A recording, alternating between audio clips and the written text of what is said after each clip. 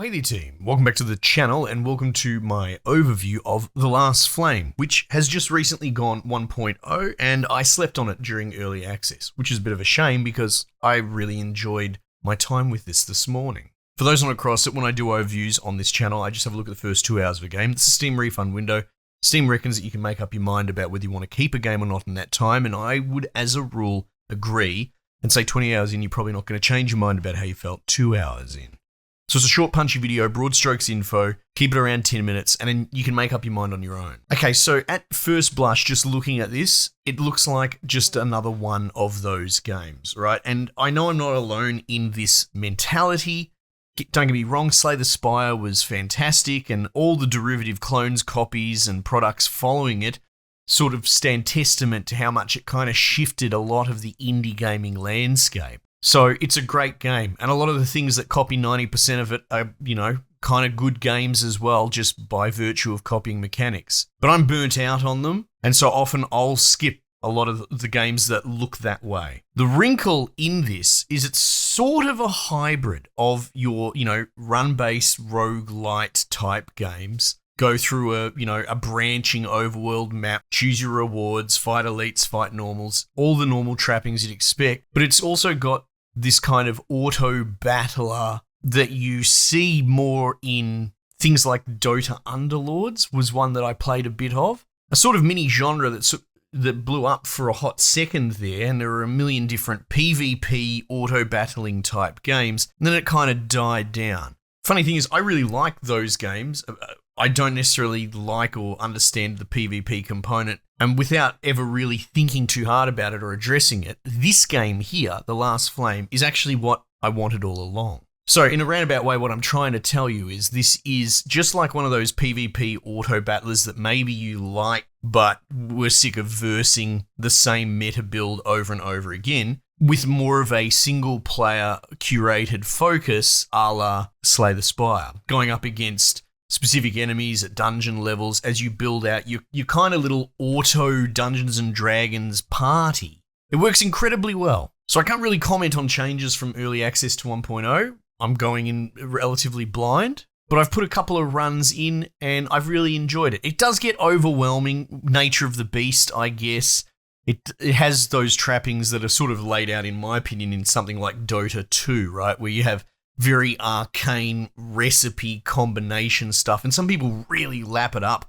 I find it can get a bit overwhelming, and it's the case here as well. But that's less of a criticism of the mechanic and more that I'm not strictly the target audience. I'll get value and I'll enjoy it. But as the run goes on, and once you're up to 5 heroes and you're picking all their upgrades and then going to the shop to try and get all the different combos to synergize, like, to me, I think I just prefer, personally, focusing in on a single RPG character and trying to make their synergies work as opposed to juggling 5.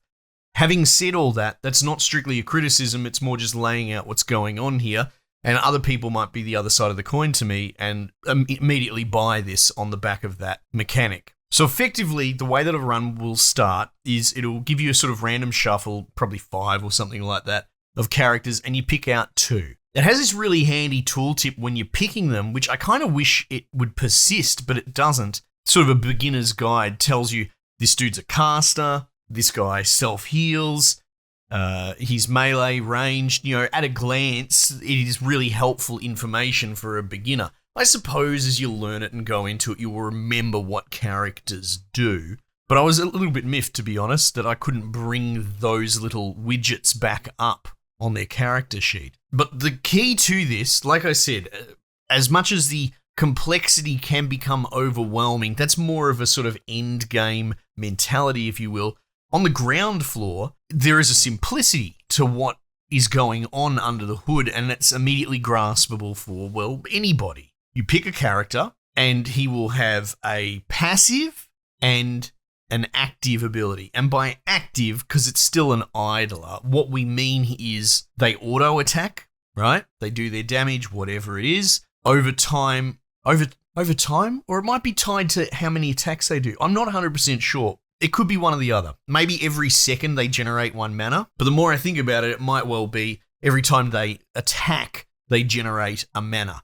and that fills up their mana bar, and when that's full, they cash that in to cast their ability.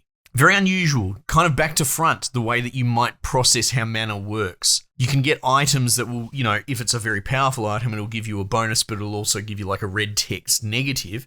And a negative you'll see popping up will be adds +2 to your max mana. So once you get your head around that, you realize the bigger your dude's mana bar is, the kind of longer between spell casts it's going to be. Which, depending on the guy, that might not be a big deal. Maybe you're just making an auto-attack monster. I did that with one guy. I made him an absolute glass cannon. Couldn't care less what his spells were or what his mana was. So, there's already that sort of nuance. But before I lose the thread, yes, they start out, each have their own racial, passive, and active ability. You pick 2. You start the run. When you go into a battle, you can right-click on the enemies and it will tell you kind of what their party trick is, and it's important that you start paying attention to that after a little bit, because some of them won't attack the way that you think. Occasionally, especially some of the bosses, they'll do things like attack the weakest party member. So it's not necessarily about controlling aggro range there. They're just going to dump on your glass cannon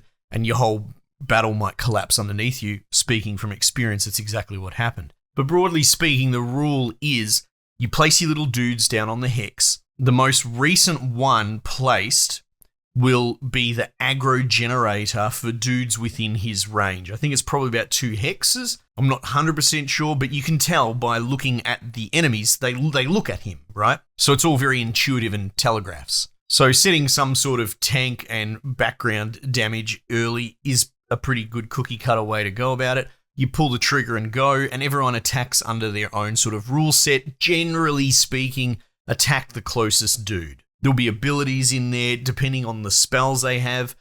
Some of them will do like area of effect spells, both healing defensively and damage offensively.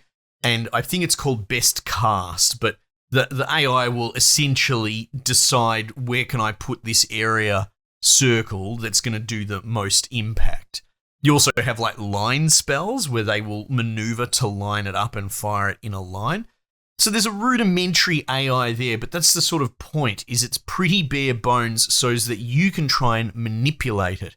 Because much with most good plans, as soon as first contact happens, especially when the battlefield gets more busy and you've got a full roster, it all sort of can go a bit sideways. Your tank's tied up, maybe these dudes killed other dudes on the flank, I'm using my hands, and all of a sudden they'll push forward and maybe you have a melee damage dealer and he's all of a sudden copping the brunt, acting as a bit of a tank. So there is a bit of chaos to it. You can only sort of predict and control so much, because once the battle starts, it's off to the races. So your dudes will level up and they will start unlocking new passives to complement their original passive. And, one of the sort of nuances of rewards after battles is potentially swapping out passives. You could generate a bunch of new ones and you can swap it 1-to-1 for one of your characters.